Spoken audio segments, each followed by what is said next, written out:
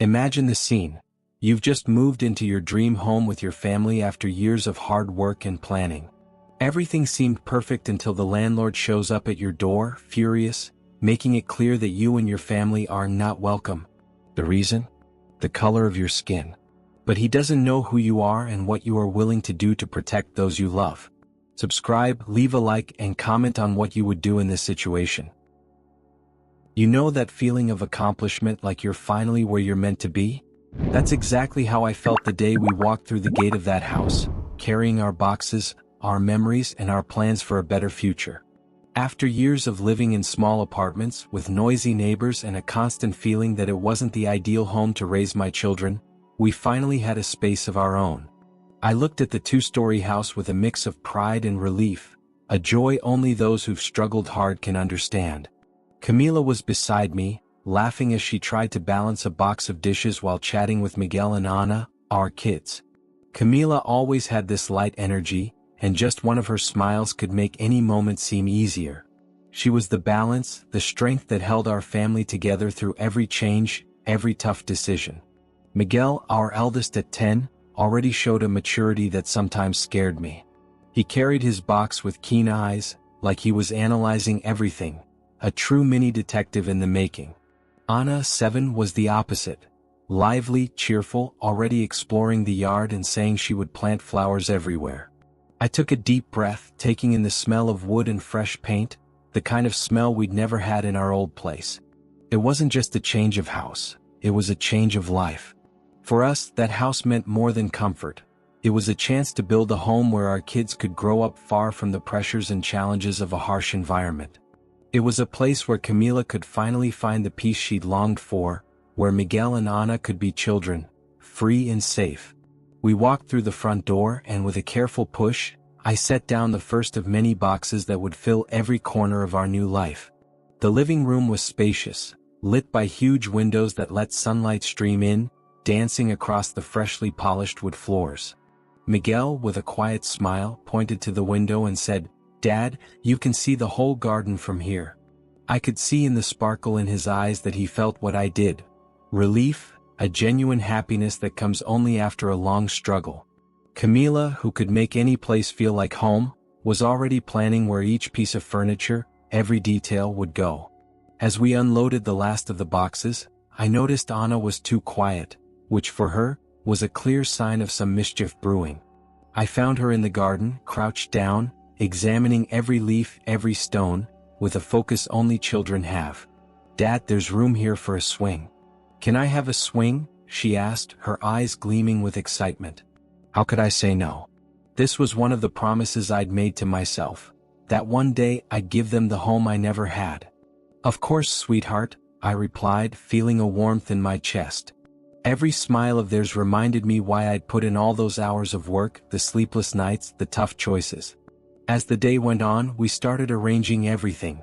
Miguel's bed in the second bedroom, Camila's office shelves, and our room, which was simple but already felt like our sacred space.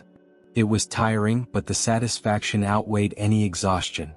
With every piece of furniture placed, every picture hung, that house looked more and more like us, as if it had been waiting for us. After a long afternoon, we gathered in the living room, sitting on the floor with boxes still scattered everywhere. We opened a pizza, our first dinner there.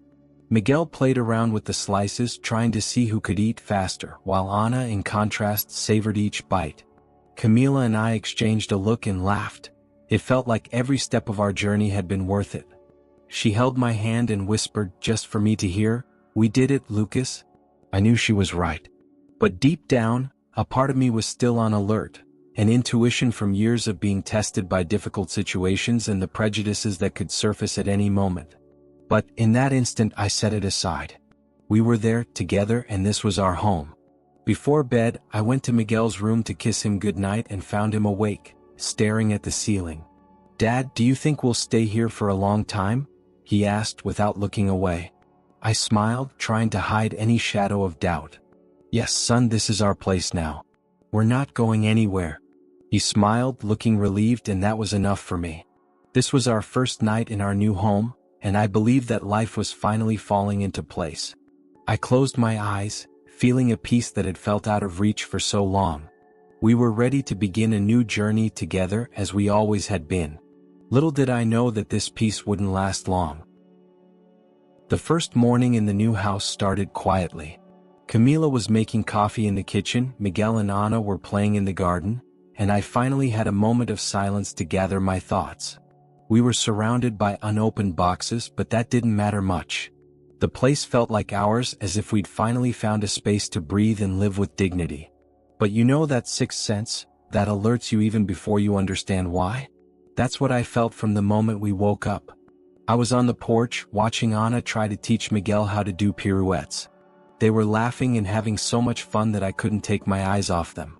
It was then that I heard someone clear their throat behind me. I turned around and saw a tall man with a serious face standing at the entrance. His gaze was fixed on the house, with an expression that mixed disdain and something harder to define, almost a restrained anger. "You must be Geraldo?" I asked, trying to break the ice. I knew he was the landlord, but this was the first time I saw him in person. His name was just a cold detail in the rental documents, and somehow, I hadn't imagined he'd feel the need to show up. "Yes, I'm the owner here," he replied in a rough voice, making no attempt to be friendly.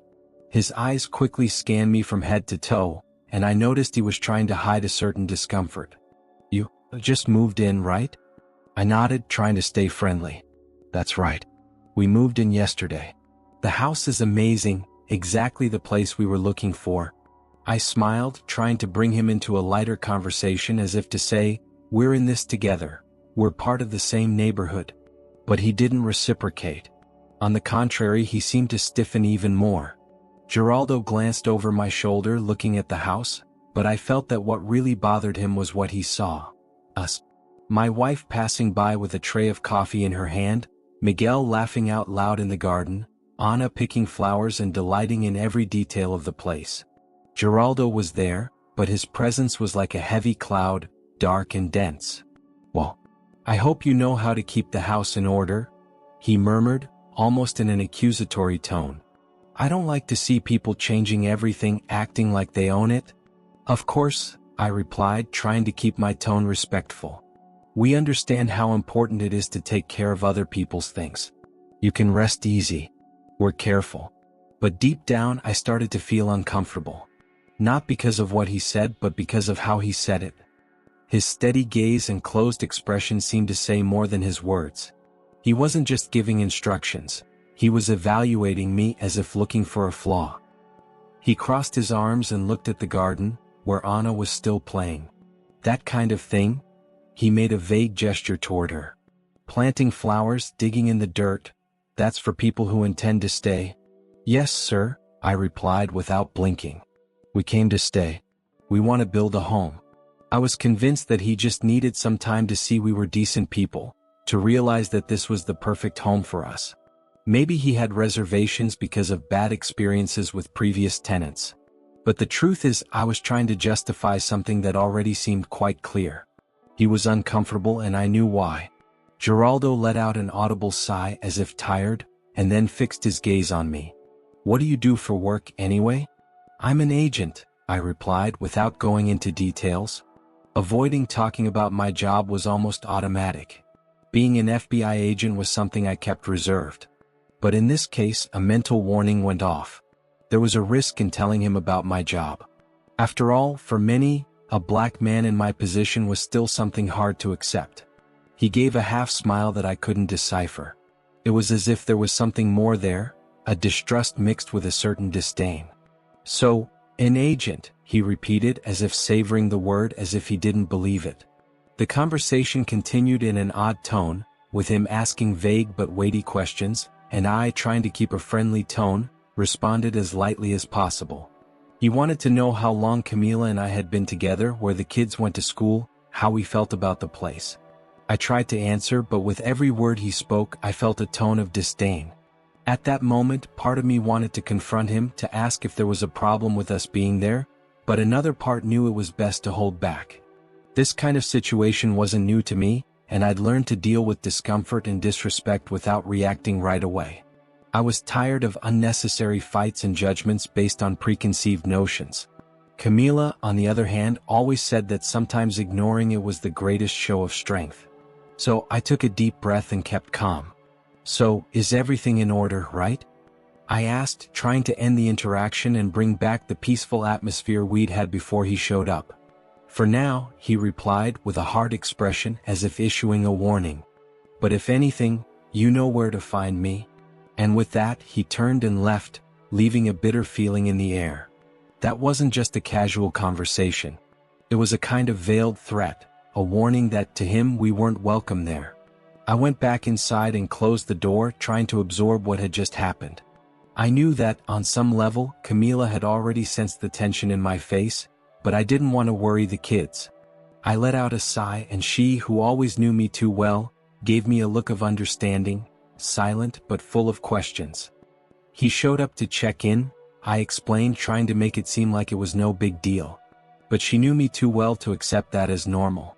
"And how did it go?" she asked, her voice calm but her eyes worried. I sat down next to her and explained what I could, without going into too much detail. "Something tells me he doesn't like the idea of us having moved here," I murmured. And I didn't know exactly why, but that feeling wouldn't go away. Late that afternoon, the sky was beginning to cloud over, threatening a storm, when I heard firm footsteps in the front yard. From where I stood in the living room, I could see Geraldo standing at the entrance, hands in his pockets as if assessing every detail.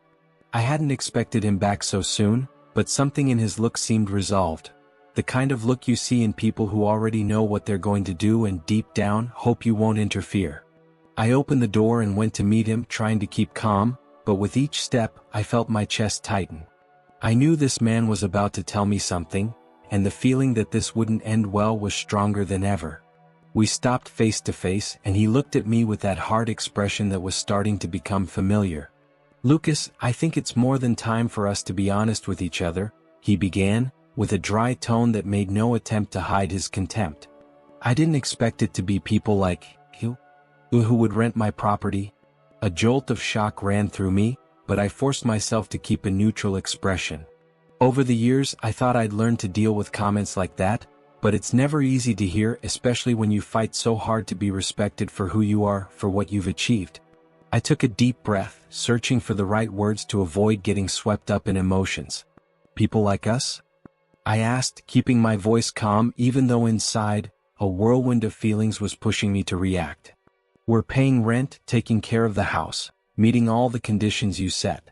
What exactly is wrong with us?" Geraldo shot me a look of pure disdain, stepping forward as if to impose himself even more. "You know exactly what I'm talking about, Lucas. I don't need to explain." I expected another type of tenant. Someone who fit better with the neighborhood profile. Someone suitable. I felt the blood rush to my face, a hot wave of anger and sadness mixed. This kind of thing had happened to me before, but now it was different. Now I was a father, and this was the house where my children were beginning to make memories, where Anna ran through the yard and Miguel explored the new world around us. It wasn't just about me, it was about what they would see and experience in this environment. Staying silent would deny them the dignity that every parent wants to offer. "Listen, Geraldo," I began, my voice firm but controlled. "We're a decent family like any other. We paid for the right to be here and we intend to live up to it. I don't know what you expected, but as far as I know, the contract we signed gives me the right to live here. And I have every right to protect my family from any kind of prejudice or hostility." He laughed, a short, bitter laugh as if testing me. "You can say what you want, Lucas. But the fact is, my property is for people who respect certain traditions. The kind of people who don't disrupt the order." He looked me up and down, weighing each word before continuing. "I want you out of here as soon as possible." It hit me like a blow, but I kept my composure. The idea of once again exposing my family to direct racism brought a pain to my chest, but also a strength only a parent can understand. Memories of moments when I had to endure humiliation to maintain my dignity flashed through my mind, but I was determined to do things differently now. I knew this was my chance to show my children that they have the right to occupy any space with respect and equality. "Geraldo," I said, my voice more controlled than I expected. "That kind of thinking has already caused too much suffering for many people. It's 2023 and I won't accept being treated as someone inferior or as if we're a bother just for being who we are. He stared at me for a long moment as if waiting for some sign of submission, some indication that I would back down. But I held my gaze steady, showing him I wouldn't yield. He crossed his arms and sighed, his eyes cold, with an implied threat in his tone. You can think whatever you want, but this house is still mine, and if you refuse to leave, I can make things very uncomfortable for your family, Lucas. Very uncomfortable. At that moment, I heard the light sound of footsteps behind me. I glanced over my shoulder and saw Camila standing in the doorway, watching the scene silently, but with attentive eyes, absorbing every word. Her expression was firm, determined. There was no fear, only a quiet strength. Knowing she was by my side gave me the security I needed. Geraldo, she said calmly, stepping up beside me. We're not going anywhere. You can try whatever you want, but this is our home now. Our children are happy here and so are we. And we're staying. I suggest you find another way to deal with your discomfort. He gave a half smile, a mix of disdain and irritation. We'll see, he finally said, turning to leave without even looking back. We watched him walk away, his silhouette disappearing down the entrance path, while Camila and I exchanged a look of complicity and support. We knew this battle was just beginning, but we also knew we wouldn't back down. When I went back inside, my heart still pounding, Miguel and Ana came up to us, asking what had happened. I didn't want to worry the kids, but I knew sooner or later they would sense the situation. So, I knelt down to their level and said, with an encouraging smile, "We're where we're supposed to be. This is our home, and no one is going to take that away from us." Camila held my hand and smiled, giving me the strength I needed to stand firm. What Geraldo didn't know was that I wasn't the kind of person to be intimidated, and even less would I allow my family to be threatened. When I closed the door after Geraldo's departure, silence filled the house. But it wasn't the kind of silence that brings calm. It was heavy, laden with built-up tension. Camila approached me, and I saw that her eyes still reflected that same firmness with which she had faced Geraldo. "Are you okay?" she asked softly, placing a hand on my arm. I sighed, feeling the weight of what had just happened. Geraldo hadn't been subtle. There was no way to interpret it differently. He'd made it clear without mincing words that he considered us unwelcome. I looked at Camila, and our eyes met in a silent understanding. She knew what this meant to me, the burden it carried. "I didn't want this to happen," I said, trying to keep my voice steady. "Miguel and Ana are finally feeling at home. This move was supposed to be a fresh start for all of us." Camila held my hand and squeezed, offering me the silent support that only she knew how to give. "Lucas, we knew we might face resistance at some point. Maybe it wouldn't be here, maybe not now, but we know there are people like him out there. What matters is that we're together as we always have been, and that's what will make the difference." I sat next to her on the couch while the sound of the children's laughter playing upstairs echoed as a reminder that this was the life we were building, a safe space for our family. Seeing Miguel and Ana happy, adjusting, running around the house, had a special meaning for me. It wasn't just a new house, it was the hope of a better future, where my children could grow up in peace, without worrying about the shadows of a discriminatory past. "He wants us gone, Camila," I began, looking at her with a mixture of frustration and anguish. "I've been through this before when I was younger, but now it's different. I have Miguel, Ana, and you. It's not just a matter of pride. It's about what they will understand about who they are, what it means not to yield. I can't let my children see their father bow to a man like Geraldo." Camila nodded, understanding perfectly. "I know, Lucas. You always taught me resilience. And you've always been like that. It's one of the things I admire about you." I felt the weight of her words, which were much more than consolation. They were a flame lit in the darkness, reminding me of the strength that existed there between us. And at that moment I realized she was as much a part of this fight as I was. "And that's exactly why," she continued, her voice firm, "we're going to stay. This house is ours now, Lucas. It's where our children will grow up, where they'll learn about courage and respect. We're not going anywhere. He's going to have to deal with that." I looked at Camila with a smile of relief and gratitude. In moments like these, she always had the right words, the look that gave me strength. I knew I'd have my moment to confront this situation, but her presence reminded me that I wasn't alone. And that, more than anything, gave me the certainty that we could face Geraldo and anyone else who dared to put us to the test. Suddenly, I heard light footsteps in the hallway. Miguel appeared in the doorway, watching us with curious eyes, as if sensing that something important was happening. He was still young, but he was perceptive. He noticed more than any of us imagined. "Dad, is everything okay?" he asked with a concerned look. Miguel wasn't just my son. He was the reason I pushed myself every day, the reason every little accomplishment held greater meaning. And looking at him, I knew this was an opportunity to teach something that perhaps could never be found in books or school lessons. "Yes, Miguel," I said with a reassuring smile. "Everything's fine, son. We're just making an important decision, you know?" He furrowed his brows, intrigued, and looked from Camila to me. "What kind of decision, Dad?" Camila smiled, extending a hand to him and pulling him to sit between us. "We're deciding that this house is where we want to be, Miguel. It's our home. And when you believe in something, sometimes you have to face some challenges to protect what you love. Do you understand that?" Miguel nodded slowly, as if absorbing every word. I could see the wheels turning in his mind. Although he was young, he understood the nuances of what we were facing, even subtly. And more importantly, he was seeing that, in the face of injustice, our strength was in our unity and in our decision to stand firm. "So, we're going to stay here?" he asked, with a hint of anxiety mixed with hope. "Yes, son," I replied, touching his shoulder. "We're staying. This is our home, and we're not going to let anyone tell us we don't belong here." He smiled, and that smile felt like confirmation that I was on the right path. Miguel didn't need to understand every detail of what was happening, but he needed to see that we would face everything together as a family. That, to me, was more important than anything else. And I knew it would be a lesson he'd carry with him for life. After Miguel left, I went to the window, looking out at the yard we had fought so hard to secure. That house wasn't just a physical place. It was a construction of our dreams, a space where we could finally grow together. And watching the darkening sky outside, I swore to myself that I wouldn't let anyone destroy it. "We're going to have to be strong, Camila," I said, turning my gaze back to her. "Geraldo will try everything to make us give up. He made that very clear." Camila nodded, once again showing a serenity that only she could maintain. "I know.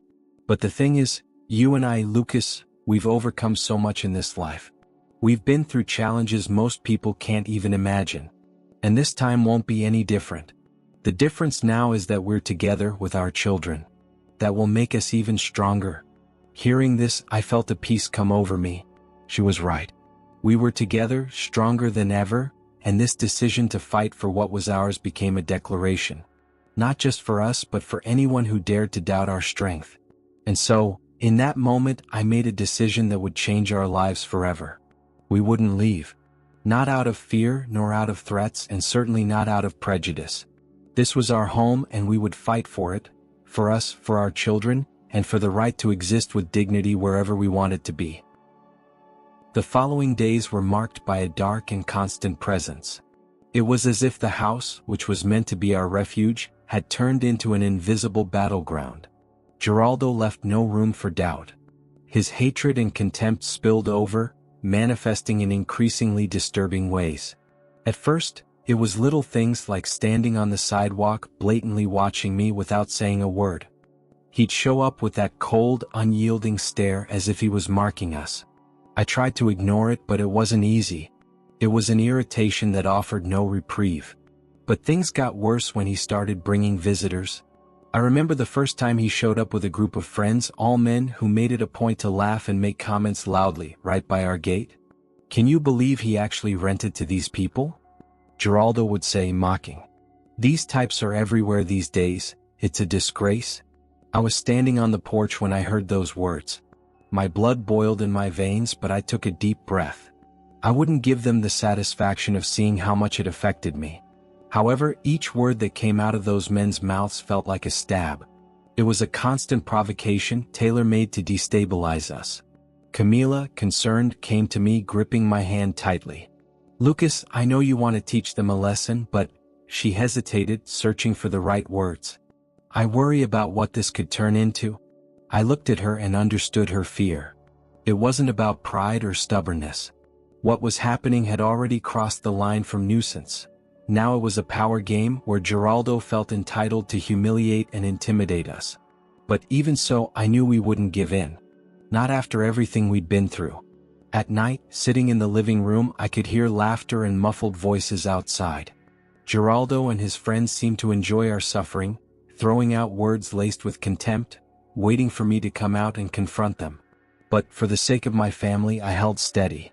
It was painful, but I knew this was the only way to keep my children safe and our dignity intact. Ana, our little one, didn't seem to understand what was happening, but Miguel, with his sharp curiosity, began to notice something was wrong. One night, as I was closing the windows, he approached and asked, "Dad, why are those men always outside? Don't they like us?" The question hit me like a punch in the stomach. I didn't want my son to absorb that kind of malice, to carry the idea that someone could hate us for no reason. I knelt down to face him, placing a hand on his shoulder, and said, "Miguel, sometimes people are afraid of what they don't know or understand. But that doesn't mean we're wrong in who we are. It means they need to learn to respect." He looked thoughtful, still trying to process it. Deep down, I wished he could have a carefree childhood, away from all this bitterness and prejudice, but I knew this was a lesson he would need to learn sooner or later. The only thing I could do was show him that it's possible to stand strong and be resilient, even when the world tries to bring us down. The days went by and Geraldo didn't give up. He intensified the harassment. He started bringing old boxes and broken objects, leaving them by our gate as a form of provocation. One morning I found a pile of trash practically blocking our entrance. It was as if he were trying to reduce us to nothing, to show us that we were nothing more than a nuisance to him. Each day brought a new attempt to intimidate us, and I could feel the weight of the situation on Camila's shoulders. Our eyes met in silence, and despite the fear and exhaustion, I saw the same determination. She knew as I did that resistance was our only choice and we wouldn't yield. Then one night as I went outside to fetch something from the car, I noticed one of Geraldo's friends lingering by our gate, looking inside as if searching for something. When he saw me, he made a point of laughing, staring at me defiantly. I stayed silent, but the tension was palpable. He moved closer and in a mocking tone muttered, "Do you really think you'll last here much longer?" The weight of those words echoed in my mind, but I still kept my composure. This wasn't the first time I'd faced situations like this. The difference now was that I was there not only for myself but for my family, and this responsibility gave me a strength I didn't know I possessed. When I went inside, Camila was waiting for me, a look of concern on her face. "Lucas, what happened?" I didn't want to worry her, but I knew she deserved to know. I told her what had happened, and I saw anger and fear in her eyes. "We need to think of another strategy," she said, looking at me firmly. "If he keeps acting this way, it's going to start affecting the kids." "I know," I replied, feeling the helplessness grow. "But we need to stay calm. I'm not going to give them the pleasure of knowing they got to us." Camila nodded, and at that moment we knew we were in this together. No matter how hard they tried, they wouldn't bring us down. That night, I lay beside her, feeling the weight of everything we were facing. But at the same time, a determination burned in my chest. They could try whatever they wanted, but we would stand firm. This was our house, our home. And no matter what we had to face, I knew I was willing to fight to the end. Sleepless nights had become a constant in my life, and the darkness around me seemed to reflect what I felt inside. While everyone slept, I would find myself sitting in the kitchen, the dim light illuminating only a small part of the space. It was the only moment of the day when I allowed myself to escape, even if just for a few moments, from the relentless battle we were fighting. The tension hung in the air, and my mind became a whirlwind of thoughts. What was I doing here? I was an FBI agent, a man who should be respected, yet I found myself powerless in the face of the contempt we were receiving. I had always believed that by wearing the badge I could challenge the injustices of the world, but now I was fighting an invisible enemy, a prejudice that could not be captured in a police report or on the pages of a lawsuit. "You're in a position of power, Lucas," I whispered to myself, trying to find some comfort. "You can make a difference." But the words felt hollow when compared to the reality I was facing. I thought about how the color of my skin put me in a constant state of alert, a reminder that, regardless of my position, prejudice was never far away. A particularly distressing thought haunted me. What will your children learn from this? That fighting is a lost battle? Miguel and Ana were the reason I couldn't give up, but the weight of responsibility was crushing me. Being a role model in a world that often refused to see humanity in my skin was a monumental task.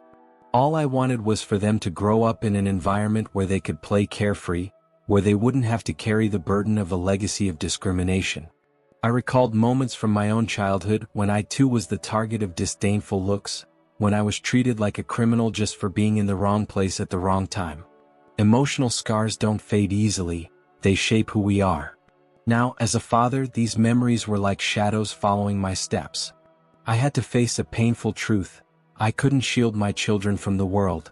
The only thing I could do was equip them with the resilience to face it. You're becoming obsessed, Lucas, I thought, battling against the voice echoing in my head. But what else can you do? Every hostile look from Geraldo and his friends became an open wound I didn't know how to heal. There were moments when I wondered if I should just leave it all behind, move houses and start over elsewhere, away from the poison spreading in our neighborhood. However, upon deeper reflection, I realized that running wasn't a solution. The idea of yielding to fear, of allowing Geraldo and his cruelty to drive us out, was a defeat I couldn't accept. It was more than simply resisting. It was about fighting for dignity, not just for us but for all those who, like me, had been unfairly marginalized. Every time a prejudiced person attacked us, it was as if they attacked each of us. This wasn't just a battle for our home, it was a fight for our dignity. I looked back out the window, watching the shadows dance in the moonlight. It was a beautiful yet painful sight. The silence of the night was unsettling. I could hear the wind whispering secrets that couldn't be deciphered. Why did I have to be the spokesperson for a struggle many would prefer to ignore? Why couldn't I simply live my life, free from the injustices that surrounded us? I was interrupted by a noise coming from outside. My heart raced as I remembered Geraldo's presence. Every movement from that man was like a reminder of what I was facing, and the anger began to boil again. What did he want? How far was he willing to go to force us out? Not just anger, but a sense of vulnerability flooded my being. I was exhausted, both physically and emotionally. But I can't let myself be defeated, I murmured to myself. The only way to break this cycle of hatred was to show that we would not be broken.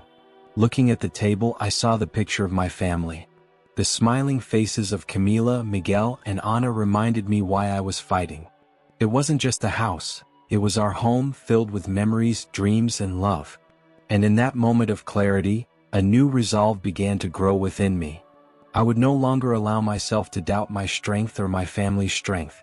This fight wasn't just mine, it belonged to all of us. I was determined. I would not let the darkness of prejudice consume us.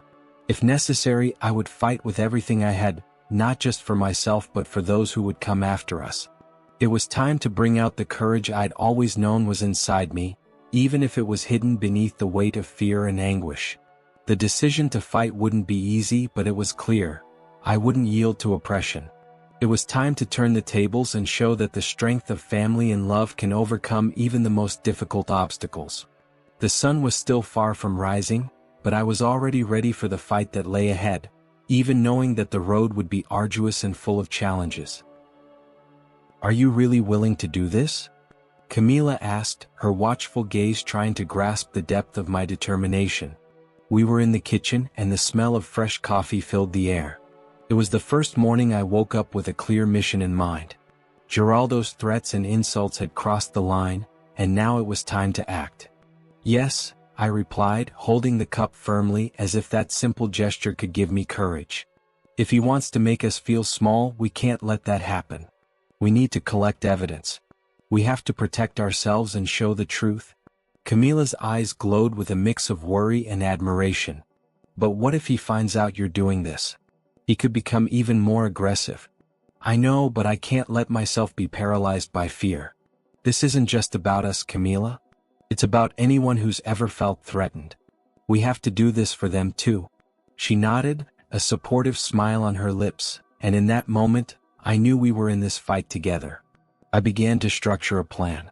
It was necessary to document every act of aggression, every word of disdain that Geraldo and his friends threw our way. I had to be meticulous, a true FBI agent, applying the skills I had developed over the years. The next day I left the house earlier. Sunlight filtered through the trees, but despite the beauty of the day, my mind was focused on the task at hand. With a notebook in one hand and my phone in the other, I decided to record everything. The first target was Geraldo's car, which he always parked at our doorstep. The steering wheel turned at an angle that seemed like a challenge. It wasn't just a vehicle, it was a declaration of ownership, a flag of dominance raised on our territory. I took a photo, adjusting the angle to capture the license plate. A simple but powerful gesture. Nerves churned inside me, but adrenaline kept me going. Then I took notes on the interactions that had taken place over the week. Every insult, every look of disdain. What had once been mere cruel words now turned into evidence. In the days that followed, Geraldo became bolder. On a sunny morning, he appeared in front of our house with a group of friends, all laughing and loudly commenting on people like us. Each laugh, each mocking look felt like a blade cutting into my skin. But now I was no longer willing to stay silent. While they talked, I stood there, unfazed, recording every move. The sound of the recording on my phone became an unexpected comfort. It was as if technology was shielding me, helping turn the pain into something tangible. "What a lovely place you chose, huh?" one of Geraldo's friends shouted, his tone dripping with sarcasm. The group laughed, and inside I was boiling. But I didn't react. Instead, I pressed the record button once more, making sure everything was documented. It was proof that courage wasn't the absence of fear but the ability to act despite it. As the days went by, I started assembling a dossier. Photos, recordings, meticulous notes. Even the names of Geraldo's friends who began showing up in our neighborhood were noted down. The goal was clear. I wanted these pieces of evidence to become a tool to reveal the injustice we were facing. When things went too far, I would be prepared. My patience wasn't weakness but a strategy. Conversations with Camila became deeper, more meaningful. "What if Geraldo realizes you're doing this?" she would ask, fear still looming over us. "He might react unpredictably." "I know. But I can't let fear control me. We have to take a step forward. If we don't fight, what are we teaching Miguel and Ana? That we can be pushed out of our own home?" Camila looked at me, and I could see the mix of worry and pride in her eyes. "Then let's do this together. I want to help too." And that's how she became my partner in this fight. We both began documenting everything. Our little project became a ritual. After every insult, every gesture of hostility, we would gather in the kitchen, reviewing what we had captured. The act of sharing these difficult moments strengthened us. Miguel and Ana, seeing their parents united amid adversity, began to understand the value of resilience. But it wasn't easy. Every time I went out to record something, I felt the pressure mounting on my shoulders. There were days when the feeling of being watched was oppressive, and the silence around us seemed thick with tension. The atmosphere grew heavier, and every interaction with Geraldo became more intense. He noticed that I was no longer simply accepting things as they were. His looks became more menacing, and I knew I was risking a lot. But the determination was greater than the fear. The day of the first residence council meeting was approaching, and anxiety began to turn into excitement. What had once been a situation of helplessness was now becoming an opportunity for action.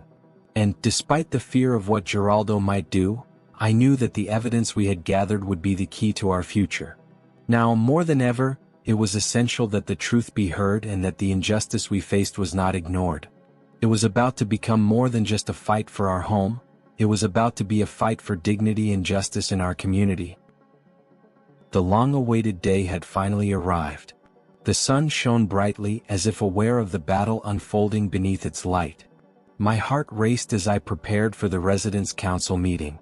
The evidence I had gathered was more than mere documents. It was our resistance, the voice that had never been heard in the face of the oppression we faced. Camila, by my side, held my hand, her palms sweaty with anxiety. But the determination in her eyes gave me strength. It was time to change the narrative. When we arrived at the community hall, I sensed the tension in the air. The chairs were arranged in a semicircle, and the faces of the residents revealed a mixture of curiosity and concern. The murmur quieted as I entered. Geraldo was there, his face expressionless, but his eyes betrayed a hint of unease. He knew something was about to happen, but he didn't know I held an ace up my sleeve. After the introductions, I took the floor. My tone was firm but calm. "Good afternoon, everyone. I am here to discuss an issue that goes beyond mere coexistence among neighbors." The eyes turned to me and I sensed growing attention. It was time to reveal the truth. With a gesture, I took out the dossier I had prepared. For the past few months, my family and I have been facing a pattern of harassment and discrimination from one of our neighbors, who is present here today. I pointed at Geraldo, who now looked paler. "What are you insinuating?" he said, trying to keep his composure, but the unease in his voice betrayed his nerves. "I'm insinuating that you not only treated us with contempt, but that your actions have been documented. And more importantly, you didn't know you were dealing with an FBI agent?" The murmurs intensified among the residents. Expressions ranged from disbelief to shock. Geraldo's face shifted.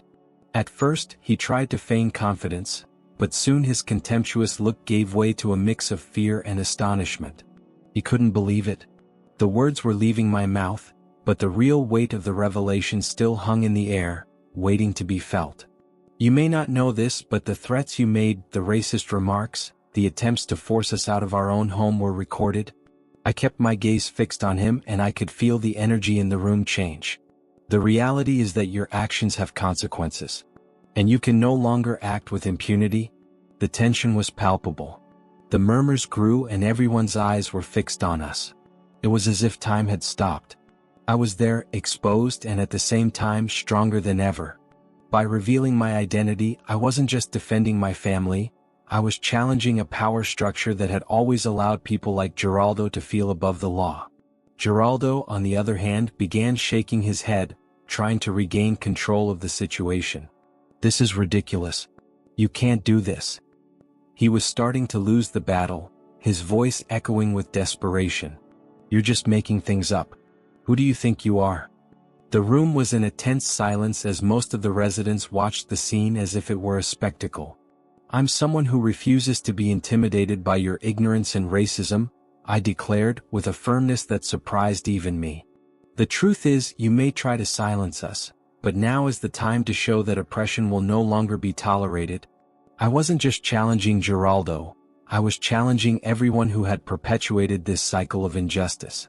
The words flowed like a river, and each one became a stone that solidified my stance. "This isn't just a problem between you and me.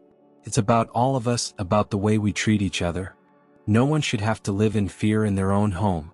Geraldo's gaze grew more desperate by the second. He realized his control was slipping away. The faces around us began to express silent support, and the atmosphere gradually changed. I was starting to feel like a spokesperson for something much greater. "I have everything documented. Our interactions, your words, your actions. And I'm prepared to take this to the authorities if necessary. This will no longer be a situation of he said, she said. The truth will be exposed." With that, Geraldo's expression turned to pure anger. He was lost, cornered. "You can't do this," he shouted, but there was a weakness in his voice that couldn't be ignored. It was the weakness of a man who knew he had lost control. The mood in the room began to shift, and murmurs of support started to rise among the residents. I could feel the power of truth spreading. I looked at Camila, who watched me with undeniable pride. Miguel and Ana stood by our side, and I knew we were doing this for them. What had started as harassment had become a movement of resistance. And at that moment, the fight for our home became a fight for justice. I knew there was much more to be done, but there was a new purpose in my heart. The fight for dignity was no longer solely in my hands. It was now a collective effort. When the meeting ended, the silence had disappeared, replaced by fervent conversations and murmurs of support. I looked at Geraldo, who now seemed like a small man, a man surrounded by the consequences of his own actions. He had been exposed, and thus, a new light began to shine on what was fair and true. The road ahead would not be easy, but there was a new sense of hope within me. And with that, the struggle was only beginning. The days following the meeting were an emotional roller coaster. The revelation I had made about my identity as an FBI agent not only exposed Geraldo but also ignited a flame within me. The injustice my family and I faced was not an isolated case. It was part of a larger pattern, and now I was determined to investigate it down to its roots. With the support of my unit, I organized a meeting with my colleagues at the FBI office. The room was filled with familiar faces, all ready to come together in an effort that would transcend our individual experiences. As we discussed strategies, I realized there was much more at stake than just a personal conflict. I was about to embark on a collective fight that could impact the lives of many other families. "Lucas, what did you find out about Geraldo?" asked Sophia, my colleague and one of the best investigators I knew. Her gaze was fixed on me, expectant, as if she already sensed the story had layers to be uncovered. "Geraldo is not just a problematic landlord. I discovered he's part of a real estate speculation network with a history of driving minorities out of neighborhoods to increase property values," I replied, feeling adrenaline rush through my body. "This isn't an isolated case. He's part of a structure aiming to turn these neighborhoods into more valuable areas, but at a devastating cost to the communities that live here." A murmur of indignation spread across the room. "This is much more serious than we thought," said Marco, a veteran investigator. "We need to investigate this network and see how many other people are involved." The team organized itself quickly. I was assigned to lead the investigation. A mixture of nervousness and excitement took hold of me. It was an opportunity to truly fight against injustice. The role that had once been limited to protecting my own family now expanded into something bigger, something that could benefit an entire community. In the days that followed, my routine changed. With the support of the FBI team, I began gathering information on Geraldo and his associates. I compiled evidence of other similar cases where he had tried to evict tenants from his properties. Photographs, property documents, and even testimonials from residents who had already been affected by his intimidation tactics. One afternoon, while reviewing a stack of documents, I found a list of properties owned by Geraldo and his accomplices. It was a bombshell revelation. Each of them shared a common feature: tenants from minority groups or low-income families. My heart raced. I was faced with a clear pattern. These guys aren't just targeting our family. They're doing this all over the city, I thought. The realization that our fight was part of something much larger gave me renewed strength. That night, as I shared the findings with Camila, her expression was a mix of pride and concern. "This is incredible, Lucas. But you know this fight won't be easy, right?" She looked into my eyes and I saw the love and concern that had always been there. "I know, but now I feel like I'm doing something meaningful," I replied, pulling her into a tight embrace. "This goes beyond us. We're fighting for everyone who has no voice. Our children not only need a safe home but a more just world as well." The conversation became a cornerstone for my emotional growth. The fear that once dominated my mind was now replaced by a sense of mission. I knew the road would be long and that there would be dangers ahead, but the idea that my fight could result in a positive impact on others' lives made me feel a responsibility I could not ignore. With the help of the FBI team, we set up an operation to monitor Geraldo and his accomplices. Listening devices, discreet surveillance, and a network of informants were organized. Each new day, a protective layer was added around our investigation.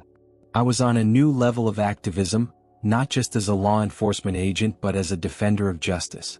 One morning, while analyzing recordings, I heard a conversation between Geraldo and a partner, where he mentioned a new real estate project that was about to launch. "We need to get these families out of the way. We can't let them stay here while we raise prices," he said, his tone cold and calculated. Every word hit me like a punch in the stomach. The truth was right there, plain and raw. I knew this couldn't go unpunished. With every new piece of evidence we gathered, the sense of responsibility grew. The pressure in my chest, once the weight of anxiety, was now a burning motivation. The families Geraldo was trying to evict were more than just statistics. They were lives, hopes, and dreams. I wanted Miguel and Ana to know that we fought for a world where they could live without fear, where they could grow up in an environment of equality. With each step I took in the investigation, the pride I felt deepened. I was becoming a true advocate for justice, not just for my family but for all the families who were being unfairly treated. I was shaping a future where respect and dignity prevailed over prejudice. The fight was far from over, but for the first time I felt that I had a chance. Geraldo's actions and his network not only threatened my home but were being exposed for the world to see. I was determined to move forward, to fight not only for our safety but for the truth. The investigation was becoming a symbol of resistance, and I was ready to play my part. After weeks of hard work and collaboration with the FBI team, the time for the final confrontation had finally arrived. The investigation that had started as a personal fight for my family's safety had transformed into a movement to expose an injustice that affected so many others. The day of the operation arrived, and the tension in the air was palpable. Adrenaline coursed through my veins as I watched my colleagues prepare to act. When the team raided Geraldo's property, I couldn't help but feel a mixture of nervousness and hope. The evidence we had gathered was solid, and at last, it seemed that the truth would come to light. That morning I was not only fighting for us, I was fighting for everyone who had been silenced, for all the voices that had been ignored. The operation was a success. Geraldo and his accomplices were arrested, and the real estate speculation network was dismantled. I saw the fear in his eyes as he was taken away by the police, and a wave of relief washed over me. This was not just a personal victory, it was an achievement for the entire community, a significant step towards a more just world. In the days that followed, the city began to resonate with stories of resistance. People started to speak about their experiences, sharing cases of discrimination and injustice they had silently faced for so long. Families who had once been afraid to speak out now found the courage to unite, and the community began organizing in pursuit of a better future. As I walked through the streets, I saw the change in people's faces. There was a new brightness in their eyes, a renewed sense of hope. The fight we had fought together not only exposed Geraldo's wrongdoing but also reignited the flame of the struggle for equality in many hearts. It was a powerful reminder that when we come together, we are stronger and can challenge even the most entrenched injustices. That night I sat with Camila and the kids. Miguel was excited, sharing stories about how his friends were talking about what had happened, about how the kids were coming together to help families that had been threatened with eviction. I felt immense pride as I watched him engage, realizing that he not only understood what we were facing but also learned the importance of justice and compassion. It was a lesson I hoped he would carry with him throughout his life. "Dad, what happens now?" Miguel asked, his eyes curious. "Did we beat Uncle Geraldo?" "Yes, we did, son. But that doesn't mean the fight is over. There's much more to do," I replied, my voice filled with emotion. "But what matters is that we showed we can stand our ground. Every act of courage, no matter how small, can make a big difference." Those words echoed in my mind and heart, not only as a lesson but as a personal mantra. Every step we had taken on that journey, every battle we had fought, was not just for us but for a future where our children could live without fear, where the color of someone's skin was not a factor that dictated their worth. As I looked at Camila and my children, I realized how much this experience had changed me.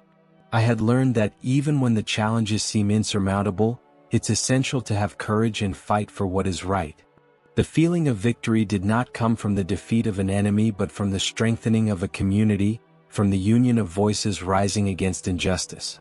Life was no longer just about protecting my family from external threats, but about showing them that true strength comes from solidarity and fighting for justice. The resistance we had built together was proof that meaningful change is possible. As I reflected on all that had happened, I decided that my story would not end here. With the support of the FBI, I planned to start a program to raise awareness about civil rights and community justice. I wanted to share our experience to inspire others to stand up and fight for their communities. Because, in the end, we all have the ability to make a difference. And so, I leave this message to you, dear reader. Every act of courage, no matter how small it may seem, can have a significant impact. Don't underestimate the power of your voice or the strength that lies in your determination. By fighting for justice, you not only transform your life but also ignite a light of hope in the lives of others. Together, we can create a world where everyone is treated with dignity and respect. The fight may be hard, but the victory is sweet and worth every effort. This is our story, and I hope it inspires you to stand up and make a difference in your own life and the lives of others. Because in the end, we are all part of this fight. And together we are stronger.